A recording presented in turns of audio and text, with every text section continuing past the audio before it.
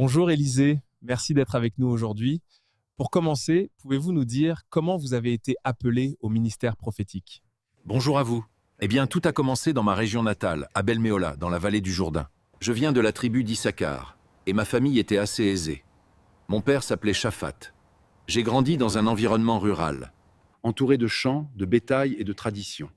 Mon enfance était simple, travailler la terre le matin et apprendre la loi avec les anciens le soir. Un jour, alors que j'étais derrière mon 12e attelage de bœufs à labourer la terre, Élie est apparu. Il n'a même pas dit un mot, il a juste jeté son manteau sur mes épaules. Ce geste, je l'ai compris immédiatement. C'était Dieu qui m'appelait.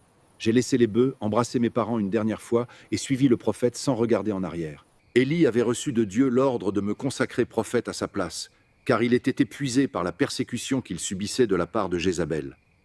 Quelle était votre relation avec Élie, votre maître? Très fort. J'étais son serviteur, son disciple, son témoin. Je l'ai suivi partout, à Gilgal, Bethel, Jéricho, jusqu'au Jourdain. Quand il allait être enlevé, il m'a demandé ce que je voulais. Je lui ai dit, laisse-moi recevoir une double portion de ton esprit. Et Dieu l'a accordé. Élie est monté au ciel dans un char de feu, et son manteau est resté avec moi. Vous avez alors accompli de nombreux miracles. Pouvez-vous nous en rappeler quelques-uns? Bien sûr.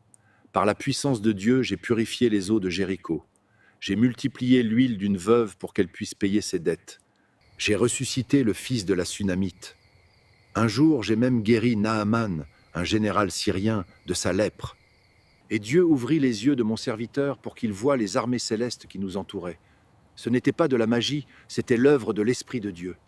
Vous êtes aussi connu pour avoir un caractère parfois sévère, comme lorsque vous avez maudit les enfants de Bethel qui se moquaient de votre calvitie.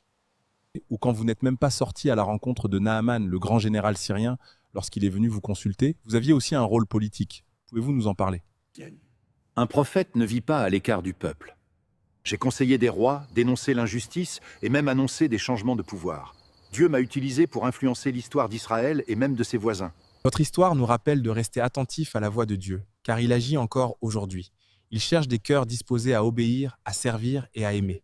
Et nous apprenons aussi ceci. Ce n'est pas la puissance qui fait la différence, mais la fidélité et l'obéissance. Merci, prophète Élisée, pour ce témoignage inspirant.